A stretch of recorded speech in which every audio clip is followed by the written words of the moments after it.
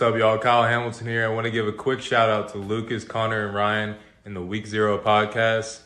Jackson rolling out, 3rd and 7 after the penalty, and it's a completion to Kuma. He's still running.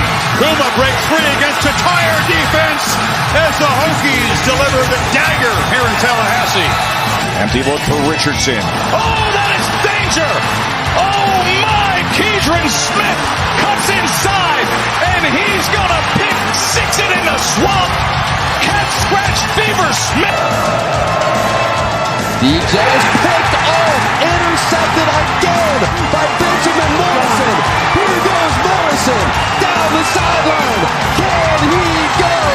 Yes, he can. Touchdown, pick 6, Benjamin Morrison. Nix drops back underneath. Touchdown, Ducks. Wow. Chase Taylor.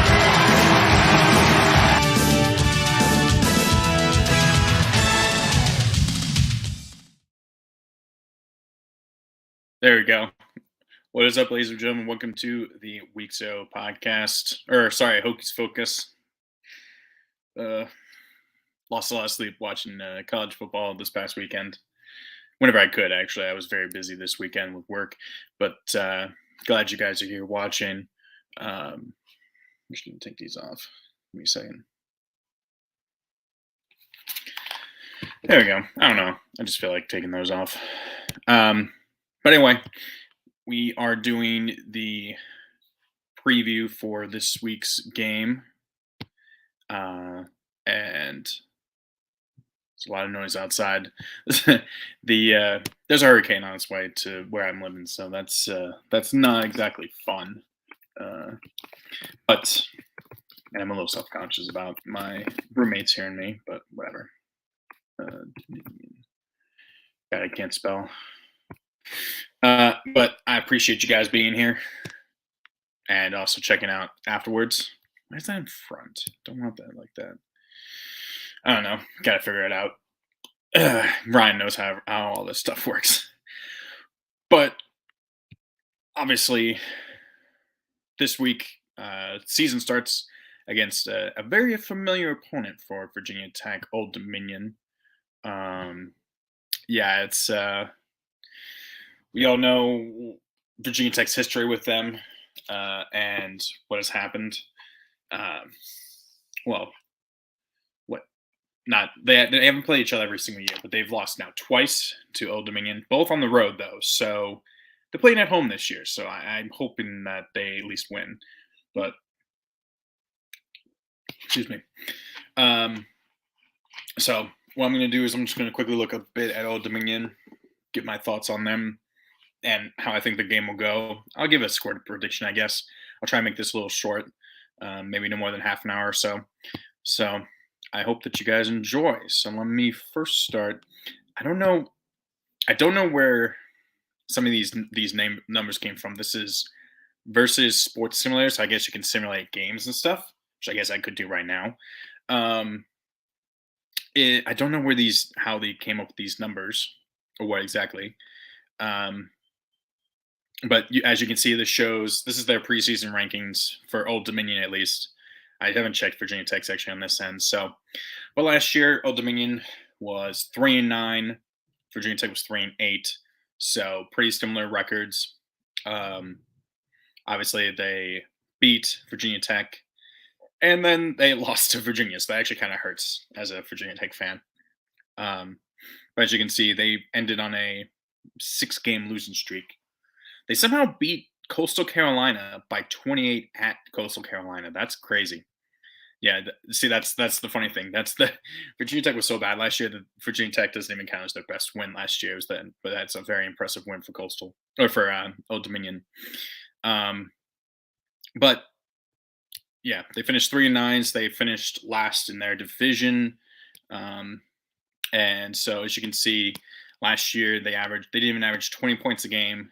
They give up nearly 27 a game. And so it's going to be interesting to see how this game goes.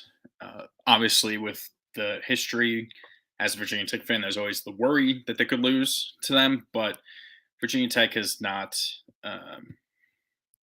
has only ever is as you can see, they are 2-2, but they're 2-0 at home, 0-2 on the road. Um, the two times that they've won at home are 38-0 and 31-17 in 2017 and 2019. So obviously there was a gap where they probably were supposed to continue to play each other. But then obviously the pandemic hit in 2020 and 21, I'm sure, kind of affected that, which is why they didn't play each other. So that's why there's only 4 games instead of the 6 that probably should have been played in between when it started in 2017 or not. So looking back at last year's game, this was one of those games that it's hard to explain how a team loses when one team has so thoroughly outplays the other in terms of like statistics. Virginia Tech had more first downs, rush yards, pass yards, and converted more third downs. But it was definitely the play that definitely did it was the botched field goal attempt that I can't remember. I've never seen it from the right angle, from the proper angle to see whether I think it was just if it just went straight through the holder's hands or was it too high, but it went straight through his hands. Old Dominion recovered and returned it for a touchdown and right at halftime, and that swung it from I think it was gonna be like 10. If they made the field goal, it would have been 10-3 to I think it was 10-7 at halftime. So that completely swung the game. And I think that really took the sails out of Virginia Tech's, or took the wind out of Virginia Tech's sails, excuse me. So yeah, that was tough. I remember that. But yeah, so coming in, the big thing is that Virginia Tech got Old Dominion's best player, Ollie Jennings. He's not Virginia Tech's best wide receiver. Let's hope that he can, play through and get some good revenge on the Monarchs. But both teams are actually pretty good defensively. Last year, Virginia Tech, it took a while, but the defense started to look really good. They were top 30 nationally in third down conversion percentage, which is pretty good. And then the Monarchs were 12th in red zone defense, allowing 25.5% of teams to score in the red zone, that's very impressive. So despite that, they're no slouches, at least last year, the Monarchs. So I'm not sure. I guess you can also think about it, maybe they just gave up a lot of long plays, and that's how they got blown out in quite a few games. Because if we go back to their schedule last year, they lost by 18-14, 5, 14, 12, 12-0 to Marshall. Interesting. 37-0, 37-3, so 34, 13-7. So when they lost by double digits most of the time, it looks like. So I'm not exactly sure. But yeah, as you can see, they gave up a lot of points, but I guess they must have just given up a lot more long touchdowns that were outside the red zone. So that can kind of be, that's where one of those things where it can make a defense look better than it probably actually was when you see something like that for the Monarchs. I don't know, but like I said, it's a home game for Virginia Tech. It's year 2 for Brent Pry, hoping the program has some good momentum right now coming in. Yeah, that's just my roommate coming back. So they just have some good momentum with the recruiting and stuff like that. So, I really do hope that Virginia Tech can take the leap. Looking at their depth chart, it looks like the quarterback's going to be Grant Wilson, looks like a junior. I recognize his name, Javon Harvey. I think he was one of the people that's still on waivers in our fantasy league. But he's like one of the top waiver wire wide receivers available. So, I haven't looked much into the team for Old Dominion. I'll be honest, I don't want to be rude, but it's, I don't know. It's a combination of two not very good teams from last year. And, you know, obviously if it was on the road there with their history, I'd be very nervous. I'm still kind of nervous, especially with Grant Wells as our quarterback. Ugh. But yeah, it'll be interesting to see what goes on. Oh, so they don't even. Oh, so that's interesting. So they don't even have Ollie Jennings as the player to watch for Virginia Tech. Interesting. Hmm. Okay. Well, that's you know, it'll be interesting to watch. I don't think it'll probably be on the ACC network. I don't think I'll be able to watch it. Um, it's gonna be so that's a late game too. That's 8 p.m. start time. Um, could that be ESPN? I don't know. I don't know. That's really interesting. I didn't even notice that at first. Um, but yeah, Old Dominion. Let's see. Oop. So yeah, last year, uh, had far fewer first downs. Obviously, they were not that good, but still, um, were thoroughly outrushed. They outpassed their opponents in yards and passing yards per game and total yards. But I get the feeling that's probably some of that is garbage time, trying to get some additional points, get some touchdowns here and there. Scored only 29 touchdowns all season. Defense, they had 12 interceptions total, so pretty opportunistic defense. It's not that bad for a season. That's one per game, pretty much. So that's pretty good. Let's see, field goals 10 of 11, so pretty good kicker. It looks like time of possession, they were thoroughly out timed on average. It looks like they didn't even have the ball for 25 minutes a game, which is that's a big margin. I don't know if that's a sign of a bad offense not being able to keep the ball, or bad defense just letting teams score or a bad defense that just gets worn down very quickly. Or actually no. Well, either way. Miscellaneous third down. They didn't even complete 30% of their third down attempts. They were better on fourth down. Wow. Oh, wow. They had 18 fumbles, 18 fumbles, 11 lost. Give up 32 sacks. What's miscellaneous yards? That's interesting. I don't know what that is. Yeah, here we go. So field goal, red zone attempts and scores. They were okay. They were good in the red zone, looks like. It looks like. And yeah, here you go. 21 of 47 touchdowns, 35 of 37. So I don't know where that total comes from. That percentage doesn't look right.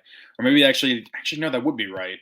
Maybe I guess 75% is actually good, because in college, if you're, a good defense would be like giving up, like if you're able to give up a score under 80% of the time in the red zone, that's good.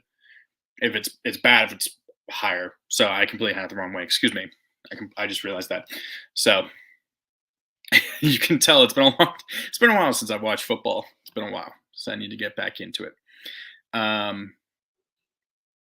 But yeah, Virginia Tech. Yeah, it's definitely going to be interesting. Grant Wells is obviously the guy we're going to be watching. He had 9 touchdowns, 9 interceptions last year. He actually looked good in the game, as you can see, for the most part. He had 2 touchdowns, and I remember the rushing touchdown, thinking that was the game. Of course, it wasn't. And then 210. I don't actually know how you say his name. But an All-American last year. He is considered to be the presumptive starting running back this year. Obviously, Ollie Jennings coming over, making the wide receiver core pretty good for Virginia Tech, I'd say. And then, of course, on the defensive side, Virginia Tech not bringing back too many veterans. They're still pretty young, but definitely Mansour Delaney is probably going to be.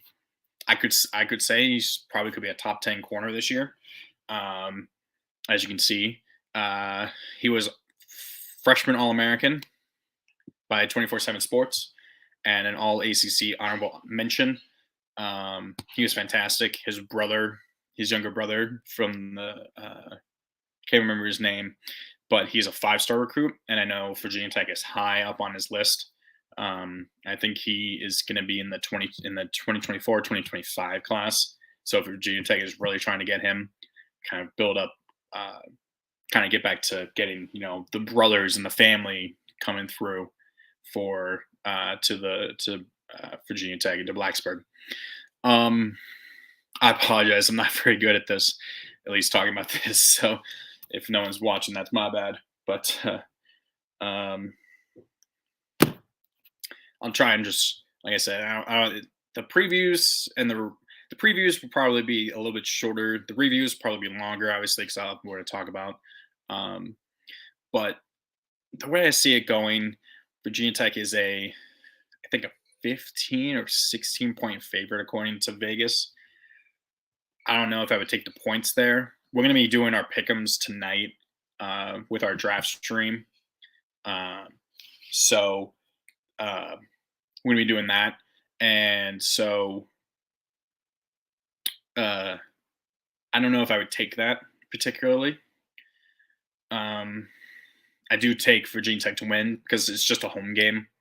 And I wouldn't say it's just that, but that's a big enough reason to take them this year. If they were to lose at home to Old Dominion, there would be some major, major problems. I think fans would be immediately crying for. I mean, obviously, people would be crying for Pry to be fired at that point, right then and there. But I think Pry has the program going a good direction. I'm hoping the offense comes out clicking, looks pretty good. It'll be interesting to see how it goes. Defense, I'd hope that they give up no more than like 14 points potentially. Do I actually would I take the points? No, I'll take Virginia Tech I'll take VT in a. Where would I take him? I'll still take VT.